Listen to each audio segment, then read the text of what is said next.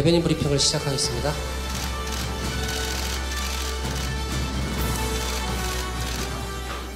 안녕하십니까. 청와대 전 내부자 박수현입니다. 외부자들 출연 관련 브리핑입니다. 청와대 입성 8개월 만에 미련 없이 사표를 던지고 저 박수현이 셀프 대변인으로서 이 자리에 섰습니다. 이 시각부터는 친문도, 친한도 아닌 친외부자들로 거듭나고자 합니다. 외부자들이 센 말빨, 깔때기에도 굴하지 않는 청와대 출신의 스웩을 아낌없이 보여드리겠습니다. 자연인 박수현과 함께하는 밖에서 바라보는 날카로운 시선 외부자들. 지금 시작합니다. 잘했어요. 네, 환영합니다.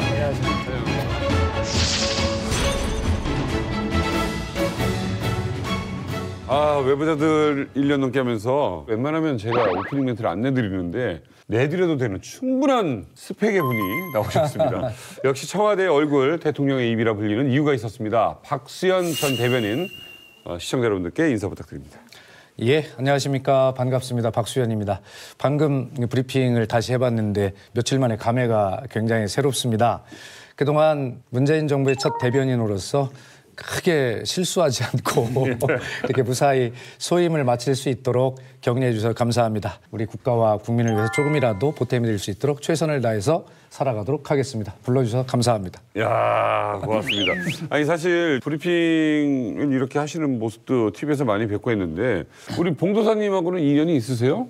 글쎄 이제 원외에서 고생을 많이 했어요. 19대 입성하기 전에 한 10년, 12년 정도 하지 않았나요? 원외위원장으로 오래 있었고 원외위원장 시절에 이제 저는 현역이었고 그때부터 이제 연이 돼갖고 또 제가 무슨 일을 하려고 그랬을 때 또 많이 도와줬고. 그런데 굉장히 중요한 인연은 좀 말씀을 안 하시는데 저희 지역 그 홍성에 계시지 않았습니까?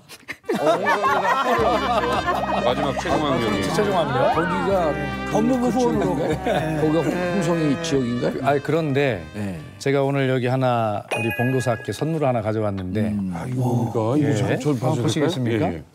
기억하실려나 모르겠습니다. 야, 이거 편지 한 장이 지금 제 손 앞에 있습니다. 친필로 쓴 편지인데요. 글씨도 참 멋지고요. 제가 잠시 읽어도 되겠습니까? 좋습니다. 박수현 동지에게. 박동지, 홍성교도소의 정봉주 17대 의원입니다. 총선을 앞두고 얼마나 바쁘시겠어요. 제가 자유의 몸이면 한 걸음에 달려가서 박동지를 도왔을 텐데 미안합니다. 그 좋은 경력, 올바른 정치관을 갖고 벌써 몇 번이고 국회의원을 했을 인물인데 그동안 지열의 벽을 넘지 못해 늘 안타까웠습니다. 이번에는 꼭 뜻을 이뤄 충청인의 한의설에 있는 행정수도를 꼭 완수해 줄 것을 부탁합니다. 아울러 나라의 중심 합해서 충으로 우뚝 서기를 기원합니다. 홍성교도소 정봉주 2012년 2월 6일입니다. 글을 잘 쓰네. 누가 쓰냐. 이게 가슴이 막 뜨거워지네요. 인간관계도 잘하네요. 딱 몇 년 전이네요. 감옥에 있으면서도 편지를 어떻게 기억하게 됐냐면 그 며칠 전에 페이스북에 보면 몇 년 전 걸 이렇게 딱 뜨는 날이 있잖아요. 그렇죠. 맞아요. 그게 딱 뜨는 거예요. 그래서 갖고 나가야 되겠구나 이렇게 생각을 했는데 다시 한번 그때 참 가슴 뜨거웠던 시절이 그렇게 생각이 나기도 합니다. 기억나셨죠? 예. 오늘 아주 예쁘게 하고 나오셨네요. 그렇습니까? 네, 아주 양복도 좋고 넥타이, 행커치프까지 멋 잔뜩 뿌리고 왔는데 화면에 잘 나올 것 같은데 이 양복에 그러니까 조국 수석이 준 돈으로 사신 거예요? 아 이거요?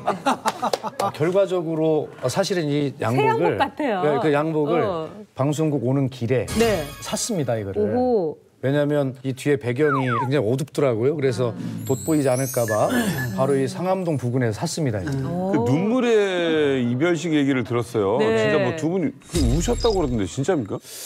이 간단히 설명을 드리면 저희 대변인실 직원들이 어느 날 저한테 이 반 코트 하나를 선물을 해줬는데 왜 이걸 주냐 그랬더니 대변인님 여름 양복을 입고 있다는 거예요 저보고.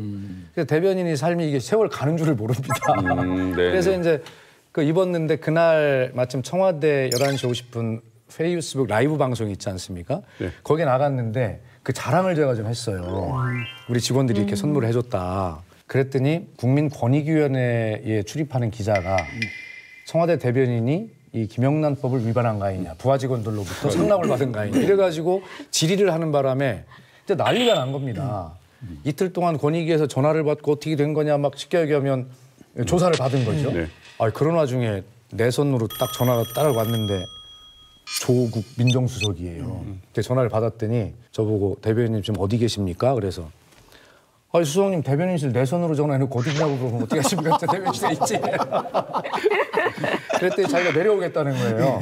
그래서 제가 올라가겠습니다.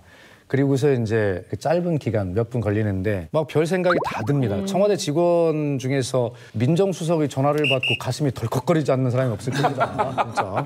네. 아 드디어 올 게 왔구나. 내가 이 코트 한 벌 얻어 입고 드디어 청와대를 잘리는구나. 그래서 막 굉장히 두려운 마음으로 갔는데 조국 수석이 방을 자리를 앉아있지 못하고 서성이면서 막 저를 맞이하는 겁니다. 그래서 아 나한테 뭔가 굉장히 곤란한 얘기를 할 것 같다 이런 생각을 했죠. 그래서 편히 앉아서 하실 말씀 하시죠. 네, 했더니 이제 자리를 앉더니 자기 수첩을 저한테 이렇게 공손하게 내놓으면서 수첩을 펴보라는 겁니다. 그래서 수첩을 이렇게 펴봤더니 그 안에 이제 이렇게 펴봤더니 그 안에 이제 봉투가 들어있는데 저한테 하신 말씀이 상관이 부하 직원에게 주는 것은 김영란법 위반이 아님을 민정수석인 제가 너무 잘 알겠죠? 당연하시죠? 여름 양복이 웬 말입니까? 양복 한벌 꼭 사 입으세요. 그런데 그 따뜻한 말 한마디가 그 청와대 힘든 대변인 생활 뭐 이런 것들이 다 얽혀서 제가 갑자기 울컥하고 울음이 나가지고 그냥 울었더니 아, 이 양반이 또 자기가 나를 붙여 같이 우는 거예요. 아이고. 예. 아, 그런 사연이. 그런 사연입니다. 그 친구분이신데. 아니요, 들어가더니 문자도 하나 없어요. 근데 우리 신정권 교수님 말씀을 하셨어요, 저한테. 네, 뭐라고 그랬습니까? 근데 자기랑 너무 확연히 다른 친구다. 자, 대한민국 직장인들의 로망인 퇴사의 꿈을 이루신 분이기도 합니다. 직장이었던 청와대를 그만둔 소감이 어떻습니까? 통상적으로 이런 질문을 받으면 시원섭섭하다라고 하는 모범적인 답변을 해야 맞지 않습니까? 네. 근데 솔직한 소감은 시원합니다. 100%. 왜 그러냐면 네.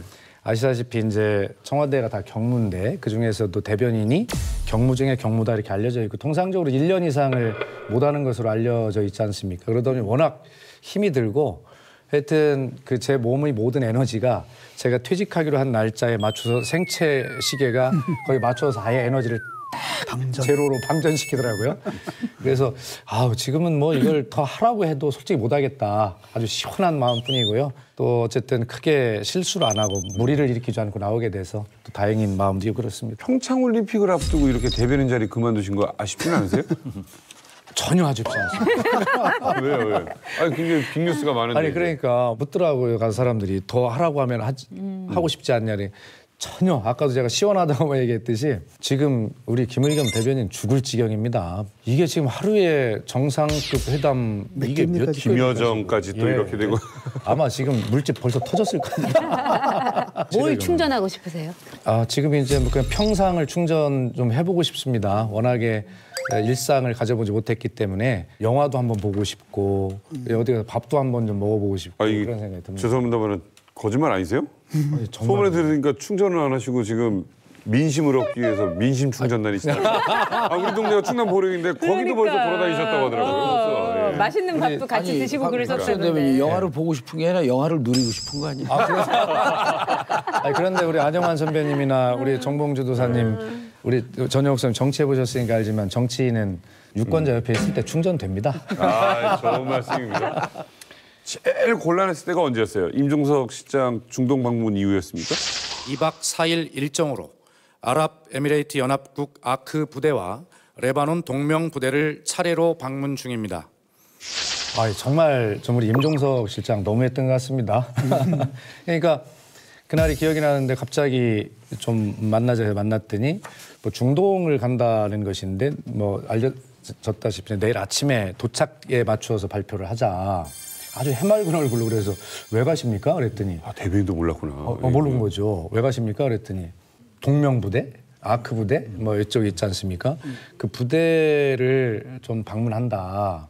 근데 사실은 대통령이 그 굉장히 여러 가지 뭐 DMZ도 갔다 오고 군인 장병들도 뭐 JSA 그 귀순 용사들도 만나고 격려를 하는데 그때마다 하신 말씀이 뭐냐면 저쪽 중동에 파견 나가 있는 장병들이 눈에 밟힌다 그러셨거든요. 두 번 다. 그래서 간다고 그러면 저는 100% 믿었죠.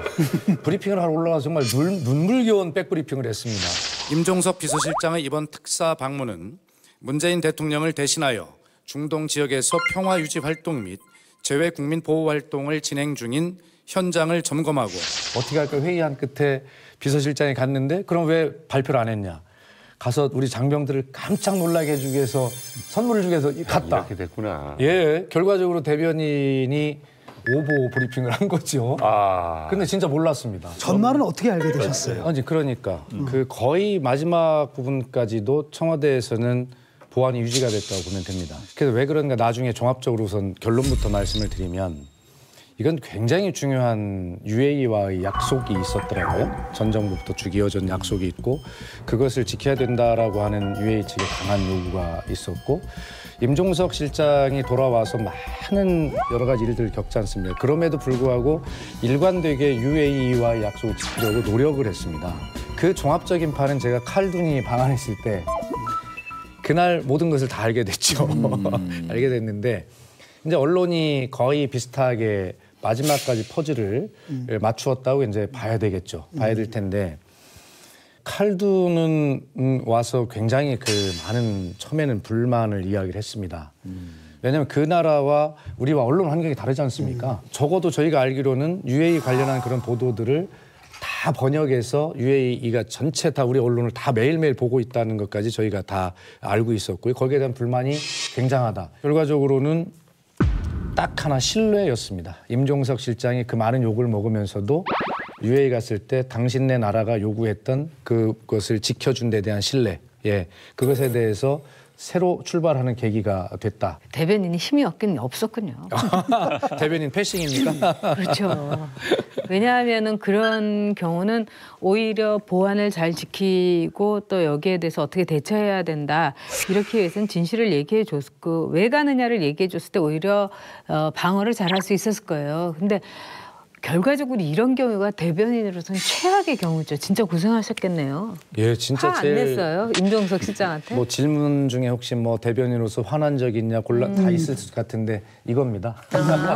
또 하나 저는 이제 그 제일 아쉬웠던 게 뭐냐면 지금도 이제 기억에 나는데 이명박 전 대통령이 노무현 전 대통령의 죽음을 직접 거론하며 정치 보복 운운한 데 대해 분노의 마음을 금할 수 없다고 말했습니다.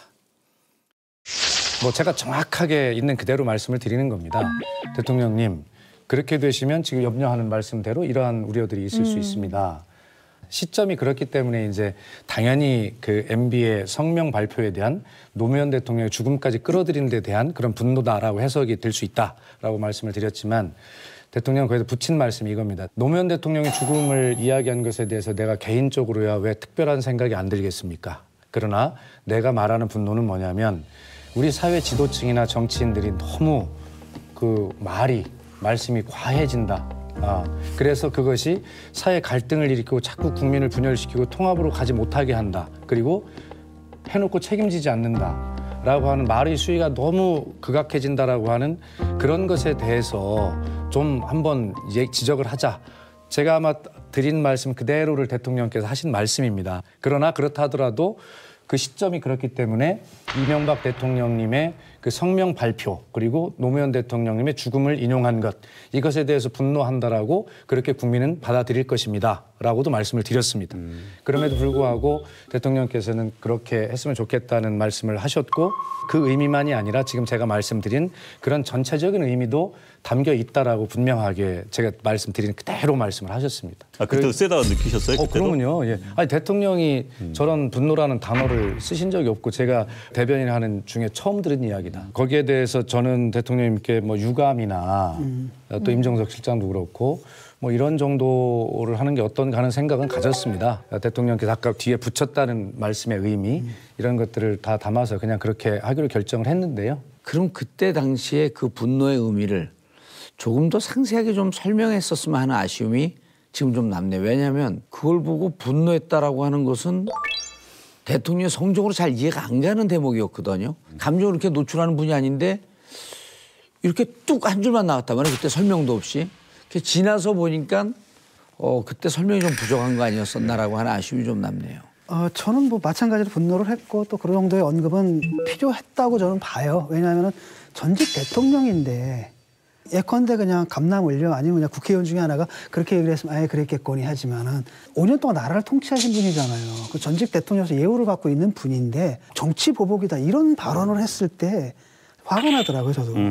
이건 좀 아닌 것 같다라는 생각이 들었고 거기에 대한 코멘트는 좀 있어야 된다. 자, 한 말씀만 좀 정리를 하면 네. 백브리핑으로 그대로 아까 한 말씀 그대로 했습니다.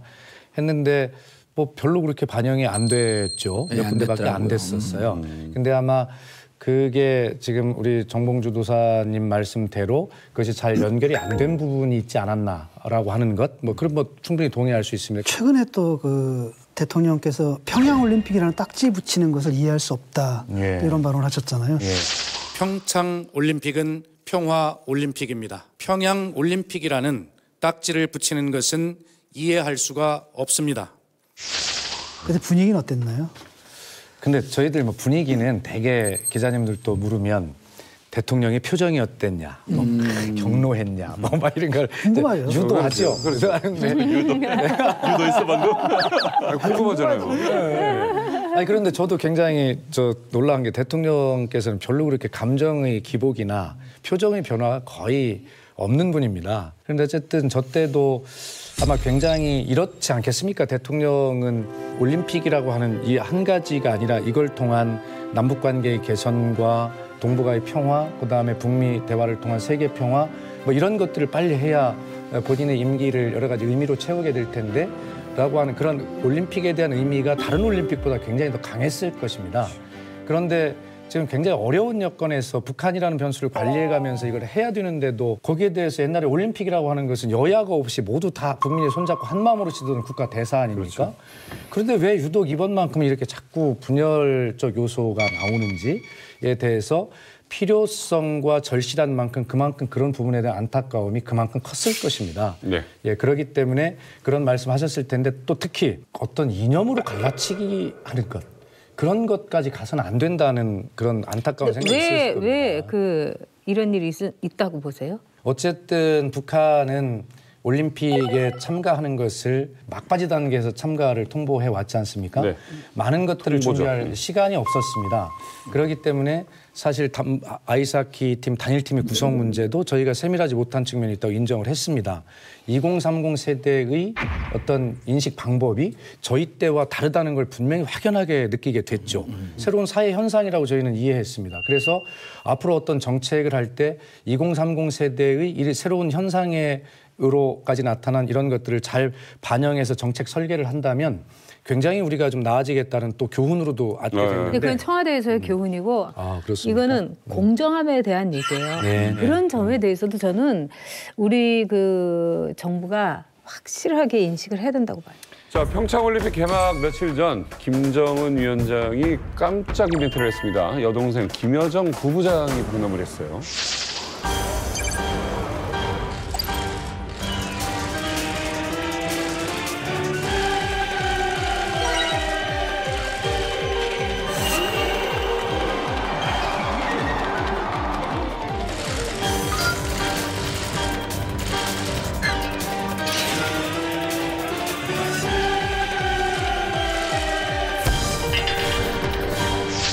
김여정은 뭐 아시다시피 공산당 조직 내 가장 센 게 조직 지도부와 선전선동부입니다.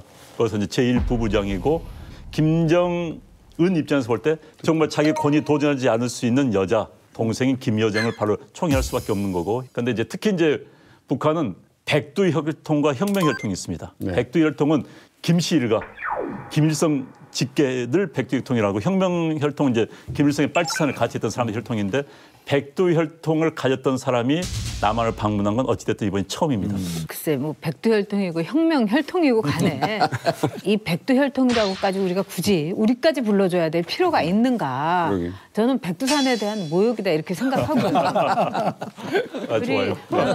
그리고 제가 볼 때는 이렇게 함에도 불구하고 북한은 절대로 핵을 포기하지 않고 그다음에 북한은 북한의 독재적인 길과 북한의 계획과 전략대로 갈 겁니다. 그래서 김여정은 어떤 점에서 이번에 같이 온 삼지연 악단이라든가 미녀 응원단의 그 화려하고 어여쁜 모습을 보여주면서 잠시 남한에게 있어서 우리 대한민국에 있어서 북한의 침략 의지와 북핵에 대해서 일종의 아주 잠깐의 마취제의 역할에 불과하다. 저는 이렇게 봅니다. 그 평창 올림픽에 관해서 우리는 이제 두 가지 목표가 있는 겁니다. 일단은 올림픽을 성공적으로 개최할 수 있도록 관리하는 거죠. 왜냐 불과 몇 달 전까지만 해도 다른 나라에서 선수단을 보내니 마느니 그렇죠. 이런 얘기를 했었거든요. 올림픽 개최 자체가 위기에 처했는데 일단 그 국면을 넘어선 것 같아요.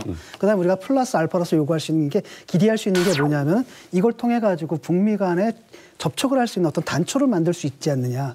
저는 북한이 예정된 시간표대로 지금 나오고 있다고 봐요. 왜냐하면 지난번에 핵실험을 했을 때 뭐라고 얘기를 했냐면은 우리는 핵무력을 완성했다 그러잖아요. 우리가 볼 때 군사적으로는 핵무력을 완성할 때까지 꽤 시간이 남았는데도 불구하고 성급하게 완성했다고 했거든요.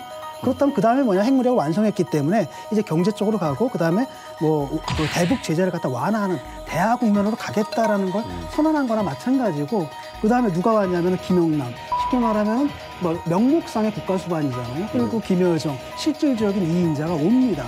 그리고 열병식도 난리가 났었죠. 뭐 여기서 난리 났는데 굉장히 조용하게 국내 행사를 그냥 치렀단 말이죠. 축소해갖고 치렀죠. 그러니까 실제로는 뭐냐 북이 지금 평화 이니셔티브를 쥐고 공세를 하고 있는 거예요. 그러니까 미국은 사실은 여기서 약간 주도권을 놓친 겁니다. 이게 불쾌한 거예요. 그래가지고 뭐냐면 펜스가 뭐라고 얘기했습니까? 사실 안 해도 될 말들을 쓸데없이 하거든요. 공격적으로. 테이프 끊으러 가진 않겠다. 뭐 원비어 부친 개목식에 참석시키겠다. 원비어 부친 개목식에 참석시키겠다. 그다음 가서 탈북자들 만나겠다. 그다음에 북한의 뭐 하이제킹을 차단하겠다. 이런 게 올림픽 그게 왜 쓸데없는 말이에요. 그러니까 올림픽의 그러니까 쉽게 말하면 이런 거죠. 아무리 좋은 말이다 하더라도 올림픽에 와서 하기에 적합한 말은 아니잖아요. 이런 말을 한단 말이죠. 국무부 쪽에서 뭐라고 나오냐면 틸러슨이 북한과 이야기할 가능성이 있는지 없는지 어떤 일이 벌어질지 우리는 지켜볼 것입니다. 몇 사람들이 지켜볼 것입니다. 얘기를 하는 거예요. 네. 북한에서 뭐라 그러냐면 아니 우리가 이렇게까지 했는데 까불어? 그다음에 뭐라 그러냐면 우리는 미국에 대해서 대화를 구결한 적이 없으며 앞으로도 같을 것이다. 사실 기싸움을 하고 있지만 둘 다 뭐냐면 탐색을 하는 거죠. 어떻게 이제 대화로 들어갈까. 저는 진 교수가 정의당원이면은 제일 중요한 건 인권이라고 늘 얘기했잖아요. 이 60억 인구의 평화보다 어떻게 보면 더 중요한 거는 한 사람의 자기가 이 세상에서 제일 사랑하는 자식을 그렇게 처참하게 잃은 원비어 부친을 개막식에 참석시키는 거야말로 인권에 대해서 평화에 대해서 저는 충분히 할 수 있는 일인데 그게 어떻게 쓸데없는 일이에요? 저는 부적절하다고 봐요. 오면 안 돼요? 아니 올림픽이라는 행사가 원래 네. 정치적인 행동을 못하게 돼 있고 심지어는 뭡니까? 그럼 흑인 인권에 동의하세요 안 하세요? 동의해요. 그런데 예를 들어서 올림픽에서 옛날에 66년에 흑인 선수들이 이랬단 말이죠. 그 사람들 매달 박탈당했어요. 그거는 한 개인으로서의 흑인의 무례함이죠. 인권을 갖다 무시하는 겁니까? 그게 인권에서 흑인들이 무시하는 게 얼마나 아니고 몇백 년 동안 얼마나 탄압을 그거는 받았는데 예의를 말하는 거죠. 네. 그러면 북한에서 몇백 년 동안에 탄압받은 흑인들의 거 못지않게 흑인들 몇백 얼마나 년 동안 많은 백인들한테 사람들이 얼마나 그런 식으로 탄압을 받았는데 그런 식으로 따지면 전 세계 인권 문제를 갖고 다 들어오는 겁니다. 이스라엘의 인권 문제를 들고 오는 시민단체, 예컨대 팔레스타인의 인권 문제, 저 독일의 인권 문제 모든 사람들이 와가지고 거기서 데모하고 그럼 올림픽 판이 뭐가 됩니까? 그렇게 해도 이 정도 분위기 나오나요? 그 정도 그래가지고 좀 더 효과적으로 효율적으로 무슨 좀 더 효과요? 효과적으로 또는 더 사람 사는 세상이라면서요. 표시하는 방법이 있다라는 거죠. 왜 부적절해요 그게? 제가 현재 북한이 추구하는 것은 북한의 이미지가 북한도 알아요. 불량 국가, 정상 국가가 아닌 겁니다. 고모부를 뭐 기관단체로 살해해버린 나라, 정치범 수용소에 있어서 수십만 명이 정치범에 갇히는 나라, 전세 200여 국가 가운데 가장 극악무도한 독재 정권이 북한이라는 건 자타가 인정하는 게 된 겁니다. 그런데 북한은 입장은 뭐냐? 좀 정상 국가가 되고 싶은 거예요. 남들이 나를 좀 정상 인정해달라. 그러기 위해서 이제 남북 화해를 원합니다. 한반도 평화를 원합니다. 그러나 어떤 평화냐? 북한이 핵을 가진 평화고, 네. 북한이 핵을 가진 상태의 남북 교류고, 북한이 핵을 가진 상태의 남북 화해인 거죠. 이게 이제 우리의 어려움이자 문재인 정부의 비극이 여기에 있는 겁니다. 지금 그래서 이제 문재인 정부에서 이제 이번 평창 올림픽에 정말 고개를 과대 숙였다라는 국내에서 일부 비판에도 불구하고 북한을 안아준 거 아닙니까? 그런데 이제 또 다른 뭐 핵실험이라든지 또 다른 뭐 미사일 실험을 한다든지 또는 뭐 한미연합훈련에서 과도한 반발을 보인 순간 국내에서 또 반발이 일어나는 거. 그럼 뭐하러 그랬니? 당장 20, 30대부터 나올 겁니다 아마. 그렇기 때문에 문재인 정부가 지금 굉장히 힘들어요. 그런데 문재인 정부의 정말 아킬레스건은 뭐냐? 그렇다고 해서 남북 간의 접촉을 안 하고 있다가는 이 한반도 문제에서 아예 열외가 돼버리는 겁니다. 아무것도 못하고. 그렇기 때문에 이제 문재인 정부의 딜레마가 그러니까 한국 정부의 딜레마 항상 거기에 있는 거예요. 일관되게 대변인 시절에 백브리핑을 통해서 기자들에게 그런 이야기를 했습니다. 북한의 스탠스는 2017년까지 모든 것이 최정점에 다다를 것이다.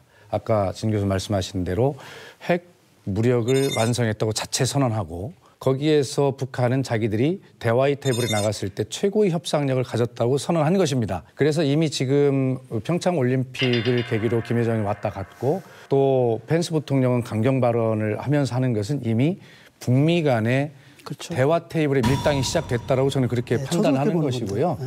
다만 이 모든 과정들이 이제 며칠 있으면 이제 패럴림픽까지 다 끝나고 예를 들어서 연기했던 한미 합동 군사 훈련이 재개가 될 텐데 그 군사 훈련 재개에 북한이 강한 반발을 하면 다시 원점으로 돌아간다면 예를 들어 지금 평창 올림픽 때 왔다 갔던 이런 모든 것들이 비판적인 시각으로 볼 수 있었던 그런 것들이 맞는다고 볼 수 있겠죠. 결과적으로 군사 훈련 재개에 대한 북한의 반응 여기에 모든 초점이 다 있다. 그리고 정부 역시 청와대도 역시 그 지점을 지금 쳐다보고 있는 것이고요. 미국이 강한 발언을 하는 것은 바로 그 지점 때문에 하는 것이라고 그렇게 판단합니다. 저는 북한이 핵무기에 대해서는 원래의 입장을 견지하겠지만 평화의 모드에서 다시 되돌아가기는 좀 어려운 형편까지 온 것 같아요. 그렇다고 해서 우리가 4월에 키리저브 독수리 훈련 접을 겁니까? 접을 수 없어요. 왜냐하면 이건 미국의 플랜대로 가고 한미연합사의 플랜대로 가고 1년 내의 플랜대로 가기 때문에 북한은 정례 훈련으로 받아들일 것이냐 아니면 이제까지 자기들이 선전선동에 했듯이 본격적 훈련으로 받아들일 것이냐. 근데 저는 정례 훈련을 받아들이면서 북한 입장에서도 이걸 놓으면 그다음에 행동은 군사적 옵션이다라고 하는 것도 본인들이 난 파악하고 있을 거라고 봐요. 그래서 이후에도 이후에도 아까 얘기했듯이 무슨 우리가 대화 구걸하지 않는다. 말은 그렇게 해도 결국은 북미 간의 대화를 끌어내려고 하는 것이 북한 측의 가장 절실한 당면한 과제이고 그쪽으로 갈 것이다. 요즘 들어서 이제 정부 관계자라든가 진보, 특히 통일 문제를 연구하는 분들 사이에서 이런 이야기가 나와요. 북핵 문제는 결국은 북한하고 미국과의 문제다.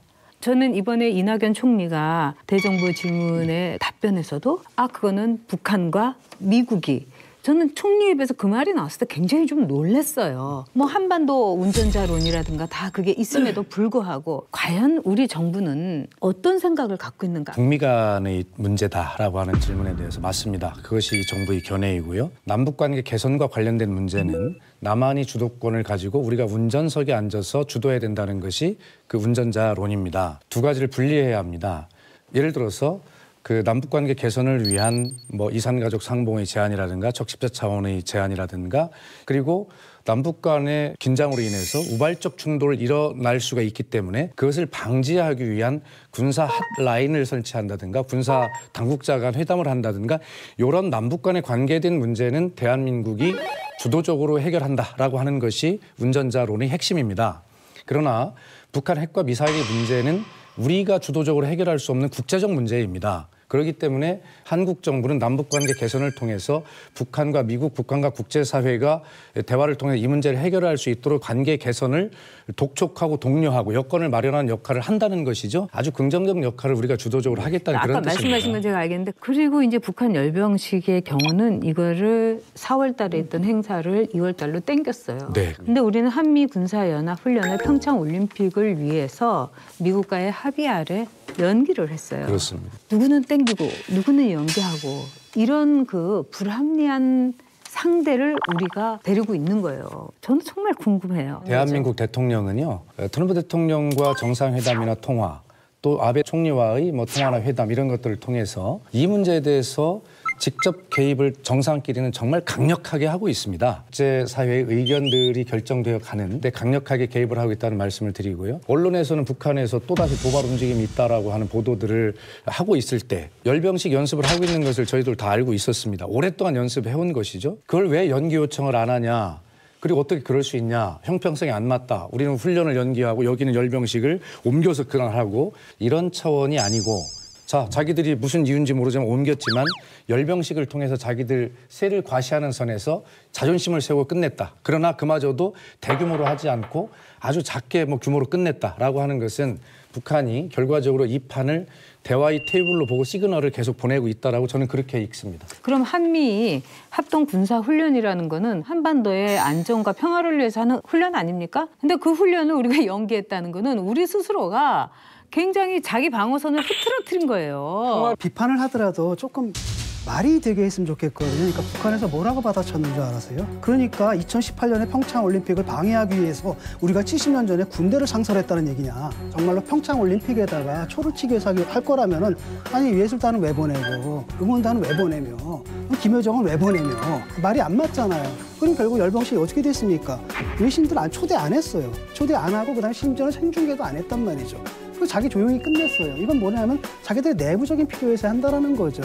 아니 그리고 한미 군사 훈련을 연기를 왜 해요, 대한민국이 그러면? 연기할 수 있는 건 아니죠. 그것은 이제 미국과의 합의 속에서 그렇게 그렇죠. 하는 것이고 미국이 북한의 핵 문제를 다루는 전략 속에 들어 있는 것이기 때문에 가능한 것이라고 생각하고요. 또 아까 말씀드린 대로 열병식을 옮긴 문제는 올해 한 해만 옮기는 것이 아니고 올해부터 쭉 옮기겠다는 그런 정책일 겁니다. 내년에 4월에 뭐 어떡하려고 그러세요? 이제 우리 정부의 딜레마 그거죠. 북한의 비핵화는 현재 우리 대북 정책의 중장기적 목표 아닙니까? 뭐 궁극적 목표는 통일이겠지만은 그런데 비핵화 부분은 미북 사이의 문제다. 남북 간의 테이블에서는 거론이 안 된다. 이 결론이 돼버리는 거예요.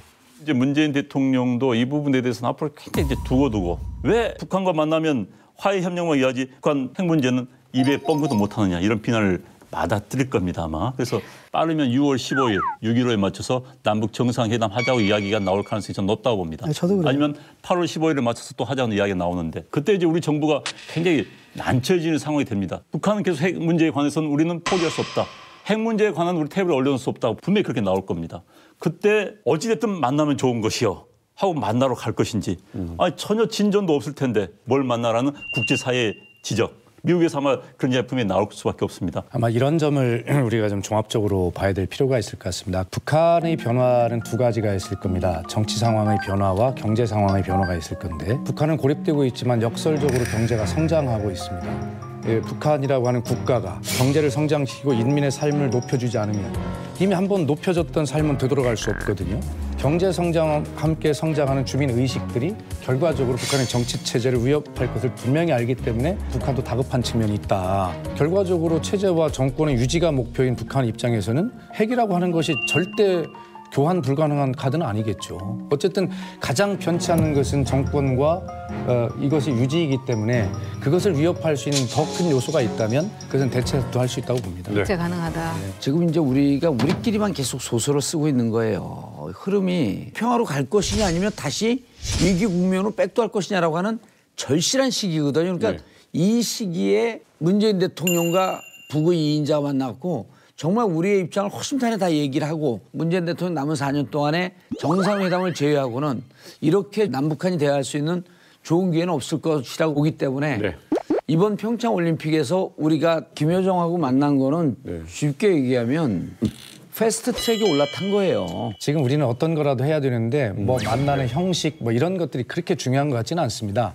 만나는 게 중요하죠. 그러나 그 만남을 통해서 저는 지금 경험적으로 볼 때 굉장히 작은 신뢰의 출발이라도 있을 것이라고 보는 것이거든요. 그런 것들을 통해서 재개될 군사훈련이라고 하는 것이 너희들에게 위험하지 않다라고 하는 것 이런 것들을 설명해주고 하는 그 신뢰의 단초는 충분하게 되리라 생각합니다. 중요한 출발점이라고 생각하지만 우리가 또 너무 많은 기대를 하지는 않았으면 좋겠어요. 작은 신뢰. 예, 작은 신뢰고 아무것도 안 하는 것보다는 뭔가를 좀 해야 되는 상황인 것 같고 그다음에 또 비판하시는 분들도 대안을 갖고 비판하셨으면 좋겠어요.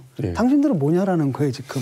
대화를 하겠다는 거냐 안 하겠다는 거냐. 아니면 대화를 하겠다는 거라면 그럼 대화를 할 수 있는 더 나은 방법을 한번 제안을 해봐라. 이런 식이라는 거죠. 이게 뭐 아무튼 뭔가 연결선이 아주 제대로 좀 생긴 것 같아서 다행이긴 합니다. 며칠 전 박수현 전 대변인의 충남도지사 출마 공식 선언이 있었습니다. 문재인의 입이라고도 불리시지만 그전에는 안희정 지사의 입이라고도 불렸습니다. 친구 따라 강남 가자들이 친구 따라 충남 가는 거 아니냐라는 분들이 계세요. 원래 고향이 저는 뭐 충남 공주고 거기가 지역구이고 그렇죠. 친구 따라 충남 가고 강남 가고 이런 게 아니라요. 그냥 충남에 살고 있었기 때문에 충남에 가는 것입니다. 뭐 문재인과 안희정 마케팅 뭐 이런 걸 통해서 좀 막 가는 거 아니냐 하는 지적들도 많이 하시고 그러는데 저 박수현의 현재는 문재인의 입이고 안희정의 친구 동지 맞습니다. 그게 현재인 걸 부인할 수 없지 않습니까? 그러나 저는 문재인 대통령의 이름에 업히고 안희정이라는 이름에 올라타서 정치를 하고자 하는 사람이 아닙니다. 안희정의 도정을 설계하고 탄생시키고 참여하면서 제가 가졌던 충남 도정에 대한 파악은 저희 강점인 것이고요. 네. 문재인 대통령이 대변인을 하면서 새로운 정부의 국정 철학과 과제와 전략을 수립하는 과정을 다 지켜봤기 때문에 그것은 또 저희 강점인 것이죠. 양쪽을 다 하는 강점을 가진 저로서는 제가 가장 이걸 잘할 수 있다라고 생각합니다. 그래서 문재인이 있고 안희정이 친구라는 것이 저희 현재이긴 하지만 거기서 머무르지 않고 그 기간을 통해서 파악한 여러 가지 이 것들, 강점들을 가지고 연결하는 그런 박수현만의 길, 그것이 제가 가고자 하는 길입니다. 말투 너무 똑같아. 나 설득당했어. 너무 똑같아. 지금 여기서 하는 질문. 사실은 지금 가장 큰 건 뭐냐면 어마어마한 인지도를 가진 인큐베이터에다 들어갔다 나오신 분이세요. 그렇습니다. 예. 원래 좀 이 계획이 좀 있으셨습니까? 예, 있었습니다. 그래서 아니 사실은 뭐 개인 계획은 전혀 없었지만 팀 플레이로 움직이는 속에서 예 그렇게 계획이 되어 있었고 그 계획 안에서 사실은 청와대 추천이 된 것도 맞고 당에서 대변인을 3번 해봤기 때문에 뭐 가장 잘 할 수 있는 것을 하게 되었는데 처음에는 솔직하게 이런 어마어마한 그 인큐베이팅이 될지 저도 모르는 거죠. 네. 그 안희정의 친구가 아닌 색다른 별명이 필요하실 것 같습니다. 뭐 충남 엑소라 불러다오 해서 안희정 지사가 있었고 또 도깨비 막 재현해가지고 바람을 또 불러일으키기도 했어요. 혹시 갖고 싶은 별명 있으세요? 별명이요? 지금 안희정 엑소를 데뷔하면서 부르신 겁니까? 뭐 예를 들어서 예. 방탄소년단? 아 이랬다면 맞아 죽겠죠. 그런 정도일 것 같습니다. 제가 대변인을 지금 6번 한 것 같은데 결과적으로 국민 각자를 누가 더 대변해 주느냐가 좋은 정치인 아니겠습니까? 저는 대변인의 장점을 살려야 될 사람이라고 생각합니다. 그래서 저는 적어도 별명이 있다면 이제는 나의 대변인, 국민 입장에서 보면 내 대변인이다 라고 하는 그런 별명을 갖고 싶습니다. 또 그것이 모아지면 우리 충남 대변인이라고 하는 그런 별명을 갖고 싶습니다. 충남 허니라는 이야기도 했더라고요. 어디서? 허니가 아니라요. 충남 현이. 문재인 대통령을 인이라고 부르지 않습니까? 우와. 그래서 제 이름 끝에 박수현을 끝에 따서 현이. 뭐 이렇게 하라라고 하는 그 제안도 있었습니다만 네. 그냥 저는 내 대변인. 그게 제일 좋은 것 같습니다. 자, 외부자들은 정당과 지역 상관없이 후보님들의 출연을 기다리고 있습니다. 언제든지 연락 주십시오. 충남도지사 후보 박수현 전 대변인 출마하는 각오와 함께 우리 시청자 여러분들께 마무리 인사 부탁드립니다. 예, 우리 시청자 여러분 설날이 이제 내일 모레입니다. 네, 새해 복 많이 받으시고 모든 가정의 행복이 깃드시길 바랍니다. 저는 국민 여러분의 사랑으로 문재인 정부 첫 대변인의 소임을 무사히 잘 마쳤습니다. 감사드립니다. 그 기간 동안 국민 여러분께서 주신 가르침을 국가와 국민을 위해서 조금이라도 보탬이 될 수 있도록 그렇게 사용하도록 잘 살아가겠습니다. 새해 복 많이 받으십시오. 감사합니다. 감사합니다. 감사합니다. 곳곳에 전쟁을 선포하며 큰 소리 내고 있는 자유한국당 행보를 짚어보겠습니다. 먼저 문정부에게 매운맛을 보여주겠다며 의기양양하게 시작됐던 국회 대정부 질문. 매운맛의 강도가 어느 정도인가요? 매운맛을 좀 제대로 좀 보여줬으면 좋겠는데 뭐랄까 문재인 정부 2년차를 맞아가지고 사실 정책적으로 지적할 점들이 굉장히 나타나고 있잖아요. 그런 걸 예리하게 지적을 해야 되는데 과연 그 자유한국당에서 그 역할을 하고 있는지 좀 의심스럽습니다. 그래서 박완수 의원 같은 경우가 이제 자유한국당을 국정 파트너로 인정해야 합니다. 그랬더니 총리가 이제 뭐라고 대답했냐면 당연히 그렇게 해야죠. 근데 제발 좀 과거 비리가 더 이상 안 나왔으면 좋겠습니다. 대통령의 외국 지도자들은 다 만나면서 왜 야당 지도자는 안 만나냐라고 하니까요. 그러니까 우리가 만나자 그러면 제발 좀 만나주세요. 우리가 면담하면 제발 좀 거부심하지 말고 네. 응해주세요 이렇게 대답을 했고요. 국정질이라는 게 어떻게 보면 이제 레슬링에서 빠떼로 자세 있잖아요. 네. 해놓고 자기가 하는 건데 그걸 살리지 못한 측면이 있어요. 자, 못 살렸다. 예.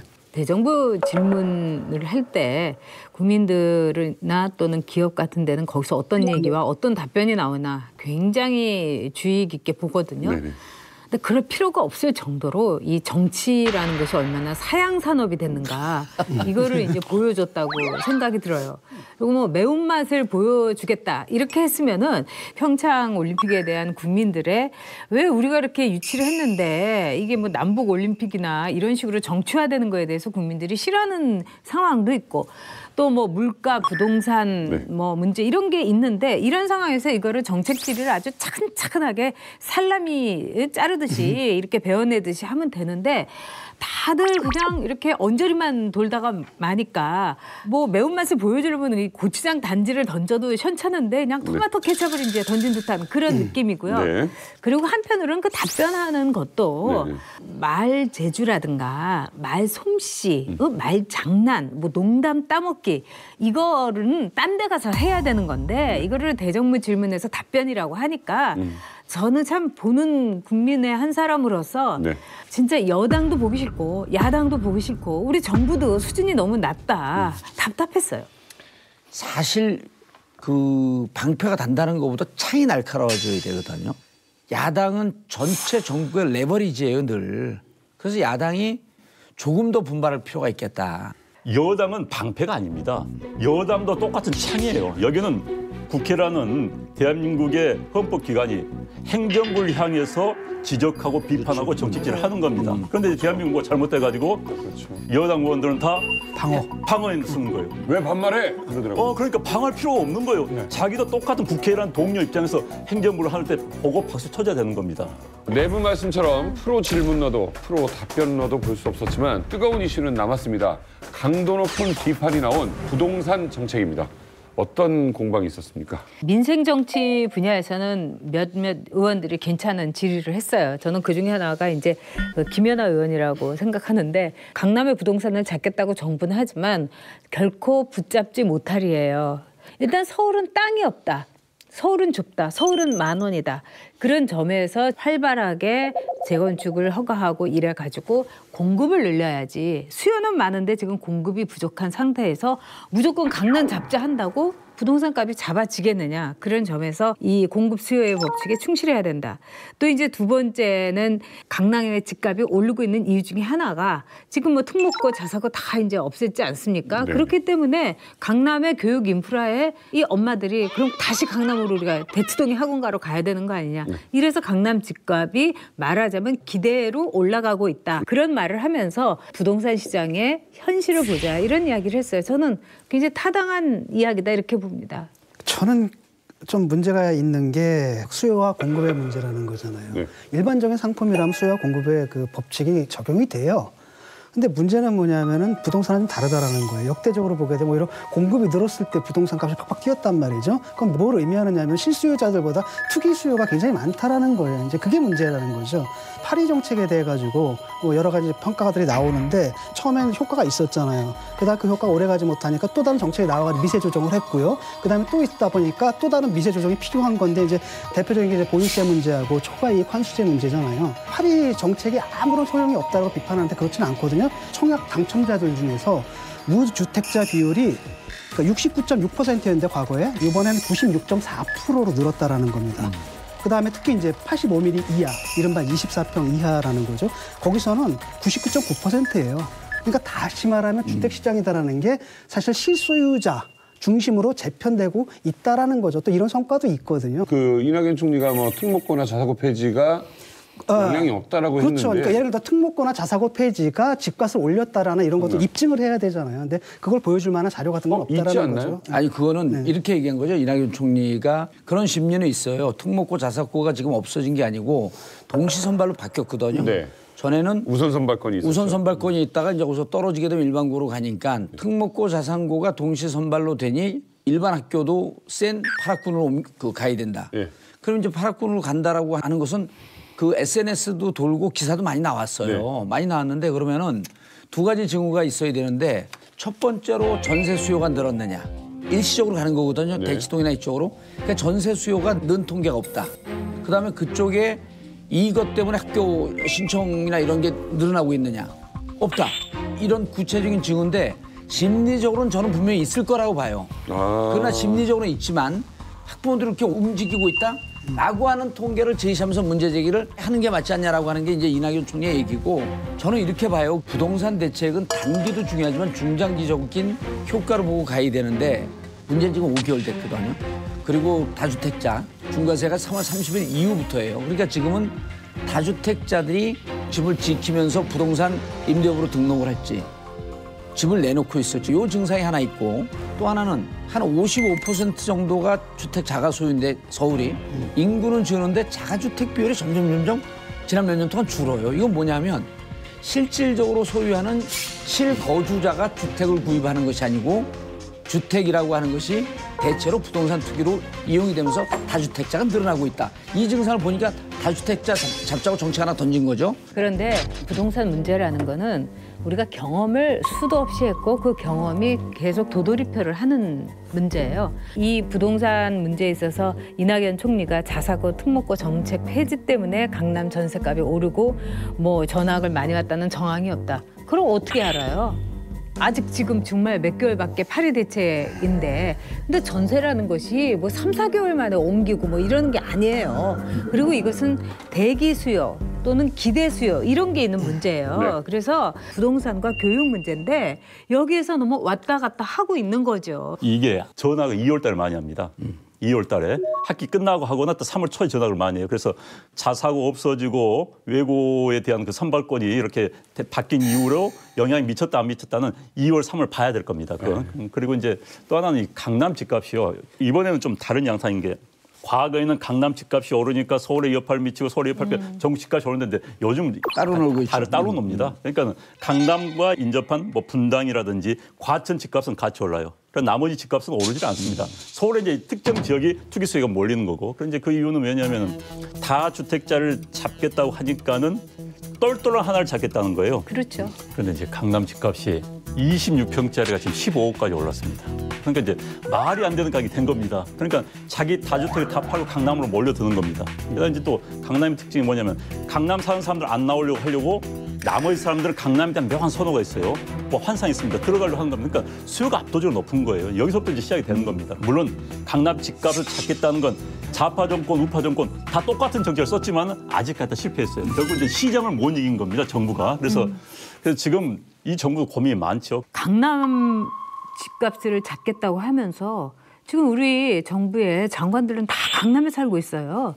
그럼 강남 집값을 잡겠다고 하면은 지금 강남에 집 있는 장관들도 집 팔아야 돼요. 그리고 강북으로 이사 와야 돼요. 뭔가 솔선수범을 해야지. 이 강남에 왜 사냐면은 저는 한 번도 강남에 살아본 적은 없는데 그렇게 좋대요. 뭐가 좋아요?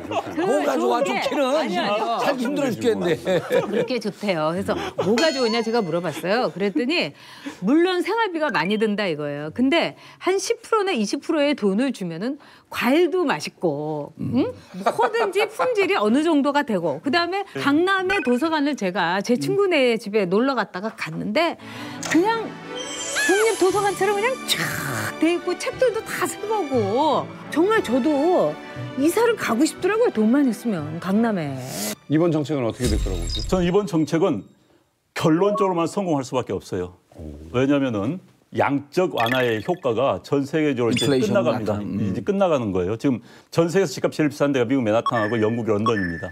그런데 이 집값들이 지금 거의 꺾였어요. 지금 꺾였죠. 작년 말부터 꺾이기 시작했어요. 그러니까 올 연말쯤 되면은 강남 집값도 이제 꺾입니다. 더 이상 이제 수요가 있을 수가 없는 거예요. 그런데 이제 저는 집값은 잡히고. 요는 이겁니다. 강남을 때려잡는 거 오케이 뭐 그럴 수도 있어요. 정책 수단이 없으니까. 그런데 강남과 비슷한 여건의 터전을 만들어 줘야 되는 겁니다. 옵션이 있어야 되는 거예요. 옵션이 있어야 되는 거예요. 강북의 어느 특정 지역, 인접 지역이라든지 뭐 성동구라든지 이런 지역의 여건을 예산 투자해서 만들어 주는 거예요.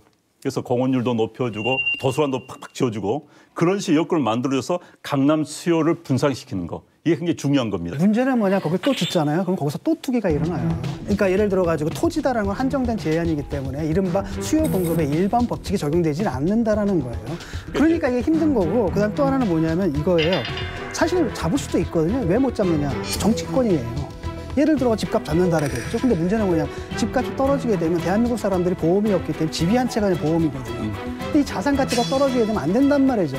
그러니까 어떤 유권자도 자기 집값 떨어지고 바라는 사람은 없다라는 거예요. 그러니까 집값이 떨어지기 시작하면 일단 정치권에서 선거를 치러야 되거든요. 그러니까 그때쯤 되면은 초과이익 환수제도 한참 하던 거 그냥 중단시키고, 뭐 대출 잔뜩 풀어주고, 뭐 붐 일으키고, 이러다 또 오르면 또 다시 잡으려고 하고 이렇게 되는데, 이런 게 아니라 여야 합의에 따라 가지고 좀 차근차근 갔으면 좋겠고 뭐 정책 하나 한다면 뭐 2, 3개월도 지나지 않아도 실패했느니 성공했느니 이거 할 게 아니라 좀 장기적인 흐름을 보면서 그때그때 조정하면서 갔으면 좋겠습니다. 초과이익 환수제는 난 있을 수 있다고 봐요. 그런데 이제 굉장히 복잡한 문제입니다. 말은 초과이익 환수를 한다고 할 수 있지만은 지금 이제 이번에 문제가 됐던 게 이거죠. 초과이익이 8억 4천만 원이 된다.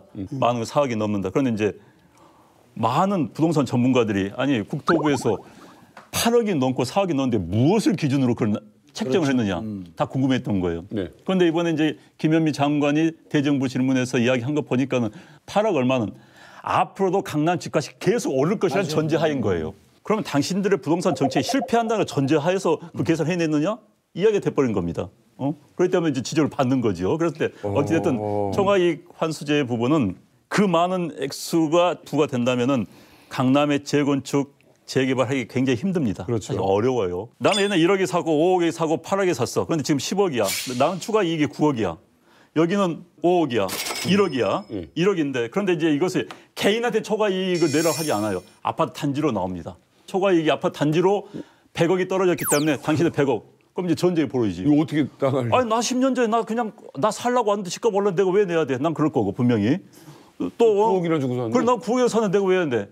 이게 난리가 나버리는 거예요. 이거 주민들이 이것 가지고 이제 속된 말로 칼부림까지 날 수 있는 그런 사안입니다. 이게 아니, 그래서 그러니까 쉽게 초과이익 환수제를 한다는 게 굉장히 무리가 있는 이야기예요.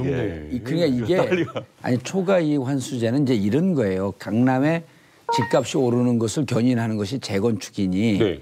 재건축을 섣부르게 달겨들지 마라 이제 이런 얘기를 한 건데 사실 이번에 8억 4천 얘기한 건 저는 정책적 실수라고 보는 거예요. 예를 들어서 초과이익 환수의 대상이 되는 사람들이 입주하는 시점은 앞으로 4년 뒤, 5년 뒤입니다. 그렇겠죠. 이 정부 끝난 다음에 들어가요. 그런데 이 초과이익 환수에 대한 구체적인 액수나 세금에 대해서 고지할 의무는 또 지자체에 있어요. 그러니까 이런 게 딱 정책을 세게 눌러놓으면 잡힐 것이다 이렇게 봤는데 전문가들 뭐라 하냐면 정책을 시행하기 위해서 너무 감정적으로 접근했다라고 하는 지적도 하는 겁니다. 그리고 시장을 감정으로 어떻게 접근합니까?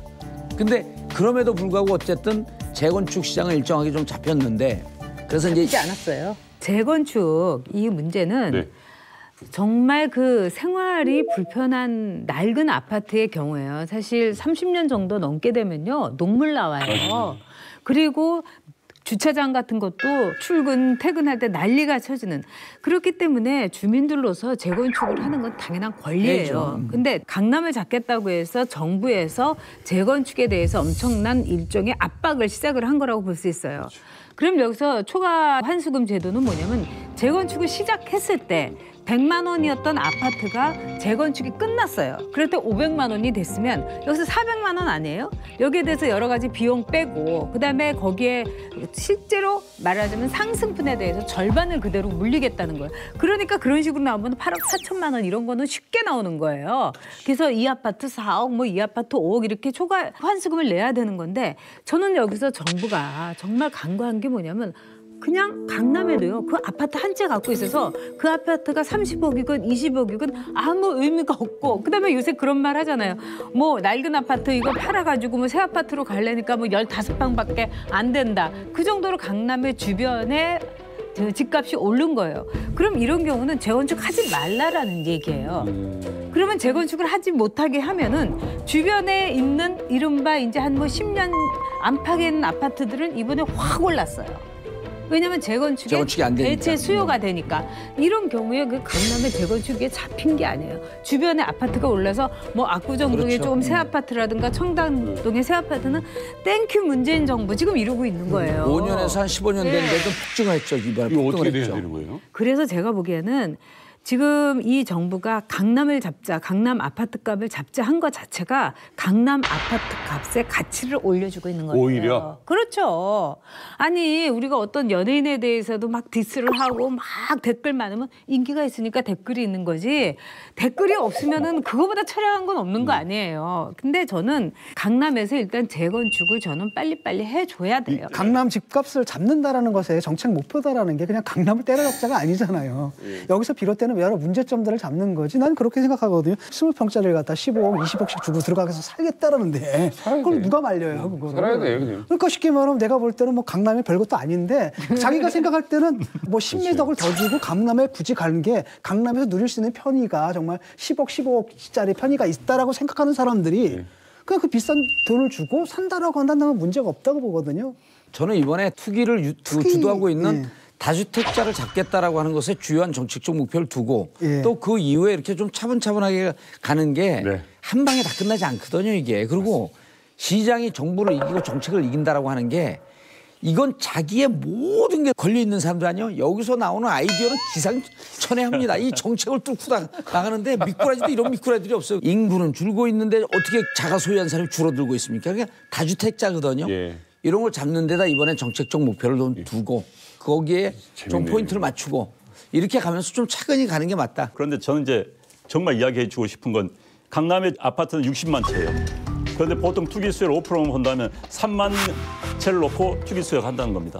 3만 명을 잡기 위해서 지금 정부가 온 신경을 쓰고 있는데 대한민국에 지금 가난한 청년들 집을 사고 싶은 그다음에 신혼 부부들이 164만 가구인데 이 가운데서 14만 가구만 정부 혜택을 보고 있습니다. 150만 가구는 정책에 사각지대에 있는 거예요. 이들에 대해서는 이 정부가 지금 대책을 내놓고 있지 못하는 겁니다. 강남 집값 찾겠다고만 5-6번 지금 정책에 내놨지 이들에 대해서는 한 차례 말씀 뿐이에요. 그래서 그 정력을 좀 여기 좀 쏟아라. 나 그럼 100% 공감을 하는 거예요. 자, 의기양양하게 시작한 자유한국당의 2월 국회가 뜻밖의 암초를 만났습니다. 채용비리 외압 의혹을 받고 있는 권성동 의원 때문인데요. 민주당의 역공이 거셌어요. 지난 6일 이제 국회 법사위 회의가 열렸습니다. 2013년 강원랜드에 채용된 518명 중에 493명이 부정 채용자였다는 사실이 밝혀지면서 의혹의 혐의 유무가 명백히 밝혀질 때까지는 법사위원장직을 사임하셨으면 하는 것이 저희의 입장입니다. 그래서 오늘 회의에 참석하지 못하겠다는 저희의 입장을 알리고 저희는 퇴장하겠습니다. 아니 여당 의원들 왜 그래?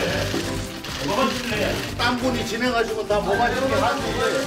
아니 딴 분이 진행하면 되는데 누가 뭐가 진행하시고요? 할 얘기가 많이 있습니다만은 민주당 의원이 없는 상태에서 오래 얘기하는 것이 벽 보고 얘기하는 그런 기분이 들어서 이만 마치도록 하겠습니다. 이제 권성동 위원장은 무슨 소리냐? 뭐 의혹이 있다 다 내려온다면 누가 자리에 있을 수 있느냐? 그럼 뭐 장관들 의혹이 있다면 다 그만둬야 되는 거 아니냐? 라면서 난 깨끗하다 라면서 이제 거부를 했고 치열하게 지금 대립을 하고 있는 그런 상황이죠. 사실 고발 당했다는 것만으로 위원장이 사퇴할 법적 의무는 없다고 봅니다. 다만 이제 정치적인 인정의 책임이 있는 게 그 직무 연관성의 문제거든요. 예를 들어서 이제 추미애 대표가 그런 얘기를 하더라고요. 뭐 검찰 개혁이라든지 공수처 도입에 이제 반대하는 대가로 자기에 대한 검찰 수사를 무마하는 이런 이제 거래 관계가 형성될 수도 있지 않느냐. 가장 좋은 건 뭐냐면 자기 스스로 물러나는 게 가장 좋은 거라고 좀 봅니다. 그래서 2013년에 국정원 댓글 의혹 사건 당시에 국정조사 특별위원회에서 이제 그 진선미하고 김현 의원을 제척했어요. 왜냐하면 이 사람들이 이해 당사자이기 때문에 안 된다라고 해가지고 그때 새누리당 의원들이 집단 퇴장을 해가지고 결국은 진선미, 김현 두 의원이 사퇴를 했었습니다. 그때 권성동 의원이 뭐라고 얘기를 했냐면은 국정원 여직원 감금 현장에서 활동하였기 때문에 이해관계인에 해당합니다. 두 분이 자진해서 물러나는 것이 국회 국정조사 특유의 원만한 운영을 위해 도움을 주시는 겁니다. 이렇게 말씀하신 적이 있거든요. 이걸 갖다 요번 안에다가 대입을 하게 되면 강원랜드 채용 비리에 연루되셨기 때문에 이해관계인에 해당합니다. 자진해서 물러나는 것이 법사위의 원만한 운영을 위해 도움을 주시는 겁니다. 이렇게 된다라는 거죠. 강원랜드 같은 경우는 이제 이게 공공연한 비밀이었었잖아요. 그리고 강원도의 거의 유일무이한 공기업입니다. 강원도 출신들은 이제 이 자리에 앉히고 그리고 이제 그거로 어찌 보면 이제 서로 짬짬이를 하고 있었던 구조인데 근데 이제 이 배경이 이번에 보면 그 내부의 정치적 권력 투쟁 과정 속에서 튕겨져 나온 거거든요. 그러니까 이제 올해 지방선거를 앞두고 그 내부에 출마할 경쟁자가 누구냐라고 하다가 그 와중에서 여기에 연루된 사람을 쳐내야 되겠다는 어떤 한두 명의 흑심이 이게 폭로해버린 거예요. 그러니까 이 폭로의 내용의 깊이는 정확한 겁니다. 그리고 그 내부자들이 있는 걸 몇 년 동안 내부 조사했고 터뜨린 거거든요. 이거는 여야 진영을 떠나서 모두가 다 분노하는 거고 20대, 30대들 직장 없는 그 취준생들 그 눈물을 흘리게 한 거기 때문에 이것은 엄밀하게 조사를 해야 된다라고 하는 국민적 공분이 솟고 있는데 용두삼이에요. 뒤가 흐지부지 된 거예요. 그리고 수사가 불구속 기소를 하고 결국 최용집 전 강원랜드 사장만 구속이 됐는데 강원랜드에 지금 현재 여당에 누구라도 가면 이번에 제대로 안 잡으면요. 이 정권 안에서 또 이런 문제가 또 생깁니다. 그러겠죠. 아예 발본석을 해갖고 뿌리를 내릴 수 없도록 조사해야 되거든요. 그럼 누가 제일 먼저 앞장서야 됩니까? 이 칼을 갖고 있는 야당의 법사위원장이 이거 제대로 수사해야 된다. 만약 자기가 연루가 안 됐으면 그렇게 얘기를 했었겠죠. 근데 이제 본인이 연루되어 있기 때문에 저는 정말 법사위원장이고 이번에 그 탄핵소추 때 또 중요한 역할도 하고 그랬기 때문에 재책 사유가 되니 그만둬야 되겠다는 입장과 동시에 아니면 그냥 그 자리에 있고 싶으면요. 검찰이 제대로 수사해라. 법사위원들이 본인들이 수사를 받았을 때 다 물러났느냐 하면 또 그렇지는 않아요. 옛날 뭐 박지원 의원 같은 경우도 본인이 검찰 수사의 대상이었는데 끝까지 버텼지요. 그런데 이제 이번에 왜 권성동 의원은 유난히 여당에서 물건 물어지느냐. 법사위원장이기 때문에.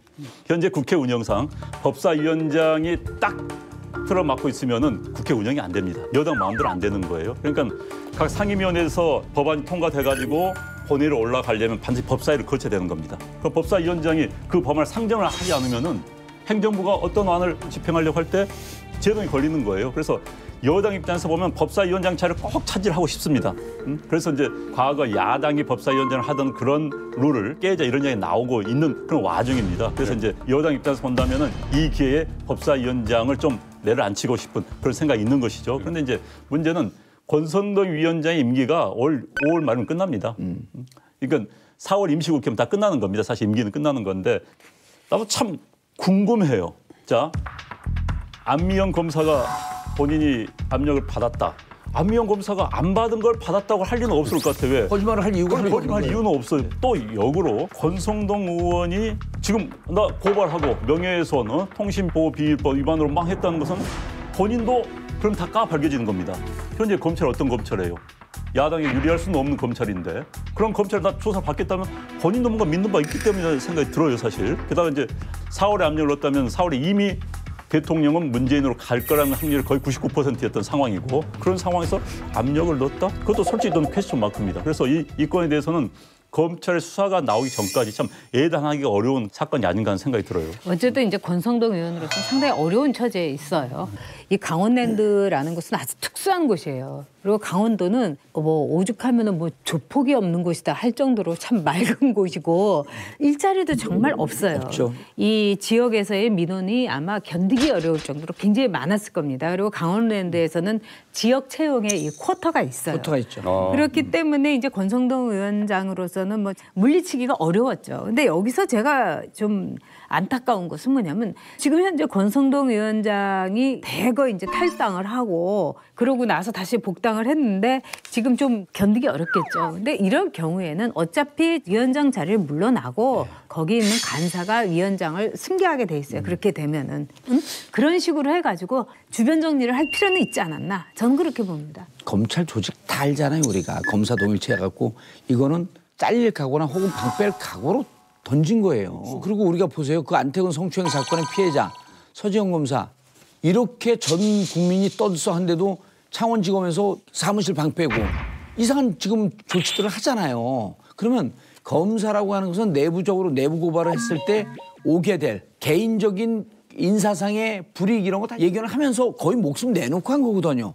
대검도 현 정부가 있는 검찰 아닙니까? 그럼 현재 지금 압력을 넣었던 사람들 다 야당 인사들이에요. 그런데 대검도 또 그런 일 없다. 안미영 검사의 주장에 대해서 부인을 했습니다. 아니, 그래서 저는 이제 대검의 입장도 난 석연치 않다고 생각을 해요. 왜냐하면 안미영 검사가 이렇게 나는 수사 외압을 받았다. 그리고 대검이 얼마 만에 입장을 내놨나요? 불과 한 2, 3일 만에 입장을 내놨어요. 그럼 조사를 했나요? 아니죠. 저는 이번에 대검이 결국은 정의와 불의, 그다음에 이런 외압이 있냐라고 하는 것을 제대로 조사하려고 하는 의지보다도 검찰 내부의 비리를 덮는 데 급급하면서 발표했다고 보는 거예요. 춘천지검에다 자체 지시를 했겠죠. 그럼 춘천지검에서 우리 외압 받아갖고 사실 입 다물고 있었습니다. 이렇게 누가 자백을 해요? 그래서 대검도 보면은 그 내부의 이런 비정상적인 상황, 그다음 내부에 문제가 있는 상황에 대해서 아직도 검찰이 정신 못 차렸다. 이런 생각이 들더라니까요. 일단 뭐 검찰의 얘기를 들어보면은 뭐 모든 것이 다 정상적인 절차였다라고 해명을 했잖아요. 사실 안미영 검사도 우리가 처리하는데 반대를 하지 않았고 뭐 동의하에 지금 일이 진행된 건데 왜 이제 와서 저러는지 모르겠다 이런 뉘앙스인데 그 안미영 검사가 당시에 검찰 내부 메신저에다가 메모를 남겨놨거든요. 거기 보면 이제 막 항의성 메모를 그냥 남겨놨다라는 거죠. 그렇기 때문에 그것 자체가 당시에 모종의 외압을 받았다라는 걸 강하게 시사해 주는 거죠. 그래서 자기는 뭐 기소할 수도 있고 안 기소할 수도 있고 이러는데 위에서 갑자기 그냥 불기소로 하라라고 해서 내가 걸 받아들일 수가 없다라고 하면서 마치 이 일을 나중에 문제가 될 때 증거로서 남겨놓겠다는 의지가 있는 것처럼 그렇게 글을 남겨놨어요 이미. 뭐냐면 그 압력을 받은 내용 중에 하나가 뭐냐면 권성동 의원의 이름이 들어있는 증거 목록을 빼라라고 하잖아요. 증거를 인멸하라는 거나 마찬가지죠. 그러면 이거는 네. 황당하죠. 당연히 누가 봐도 이건 분명히 저 권성동 의원하고 이 검찰 측하고 모종의 연관이 있으니까 이런 얘기가 그리고 이제 나온 거 권성동 의원 자체가 검찰 출신이에요. 그렇기 때문에 나름대로의 그 네트워킹도 있고 이런 과정에서 저는 빚어진 거다 이렇게 볼 수 있죠. 그런데 이게 채용비리 수사 과정이 이처럼 흐지부지했다면 며칠 앞서 금융권에서 터진 채용비리 또한 제대로 밝혀질 수 있을지 모르겠습니다. 일부 큰 은행에서 채용 특혜 VIP 명단이 있었다고요? 이제 역시 뭐 법 중에 제일 상위법이 대한민국에서는 국민정서법이라고 합니다. 네네. 국민들의 정서를 어긋난 법. 그런데 채용 비리에 관련된 것은 최고의 국민정서법에 어긋난 일이죠. 그것도 이제 금융기관에서. 사실 젊은 우리 청년들이 가장 선호한 직장이 금융기관입니다. 가장 또 우수한 인력들이 들어가는 곳이기도 하고요. 은행하면 또 직장이 안정되고 사실 봉급이 굉장히 높지요. 그런데 이제 우리나라 은행 대표적인 은행인 하나은행, 국민은행에 대해서 금융감독원이 조사를 해본 결과 채용 비리가 드러났다고 합니다. 하나은행 같은 경우에는 2016년 VIP 리스트 55명을 관리를 했다는 거예요. 이게 VIP는 어떤 사람들이냐? 하나은행 사장, 그다음에 이제 거래처 사람들, 대기업들입니다. 그리고 이제 사회이사, 또 지인의 자녀, 이제 55명에 대해서는 전원 서류에 합격을 했다. 또 이제 국민은행도 문제가 있습니다. 합격자 명단을 쭉 보니까 합격자 명단 옆에 이제 비고란이 있습니다. 비고란에 보니까는 최고 경영진의 조카, 뭐 전 사회이사 이런 식의 꼬리표가 달려 있었던 겁니다. 특히 이제 꼬리표에 이런 내용이 있었다는 거예요.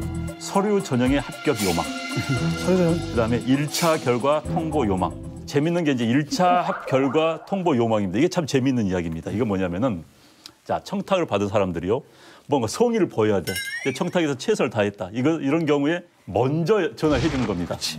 김 선생님, 이번에 자녀 저한테 부탁을 하셨는데 제가 노력을 했는데 안 됐습니다. 죄송합니다. 하면은 나한테 신경을 써줬구나. 그런데 이제 하나은행, 국민은행 같은 젊은이들이 선호한 직장에서 이런 일이 있었다는 것 때문에 많은 젊은이들이 지금 분노를 하고 있습니다. 그 기가 막힌 게 이제 윤종규 KB금융주식회장의 증손녀 같은 경우에 서류 전형에서 이제 840명이 붙었거든요. 그 중에서 813등이에요. 꼴찌란 얘기죠. 거의. 1차 면접에서 300명 중에서 273등이에요. 역시 꼴찌라는 거죠. 근데 최종 20명 안에 들어왔다라는 겁니다. 이 취직이라는 게 요즘은 하늘의 별 따기가 아니라 하늘의 별 걸기처럼 힘든 건데 이 젊은 친구들을 이 절망의 들러리를 세운다는 거 이거는 그렇죠. 저는 사회적인 범죄라고 생각을 해요. 그리고 진짜 이렇게 되면은 우리 사회의 그 경쟁력 자체가 낮아지는 거예요. 그 기업의 경쟁력뿐만 아니라. 근데 이거는 명백한 거짓말을 하는 거죠. 그렇죠. 그러니까 좀 전에 말씀하신 게 참 인상적인 게 차라리 안 뽑는 건 오케이인데 들러리까지 세운 거란 말이에요. 그렇죠. 처음에 이게 하나은행 같은 경우에 이제 처음 시작은 어떻게 됐냐면 스카이 쪽을 점수를 더 주기 위해서 임명대를 뭐 했다라는 그런 쪽으로 방향이 잡혀서 나갔었어요. 근데 아니 면접 점수를 6명을 조작을 해버린 거 아니에요. 그 스카이 대학 나온 친구들은 낮은 점수를 높이 올려주고 그다음에 나머지 스카이 대학 아닌 친구들은 보니까 거의 만점에 가까운 면접 점수들이 나온 거예요. 그러니까 그냥 놔뒀으면 다 합격됐을 친구들이거든요. 그걸 면접 점수를 다 조작을 해버린 거 아니에요. 떨어진 친구가 건대라서 죄송합니다. 그리고 이 은행에서 뭐라고 발표했냐면 난 이게 무슨 말인지 모르겠어. 사회적 통념상 허용되는 관행이었을 뿐 문제없다. 자, 우리끼리 힘 있는 사람끼리 짬짬해갖고 서로 도와주는 것이 사회 통념인데 왜 흑수저들이 이렇게 난리야? 이렇게 얘기하는 거거든요.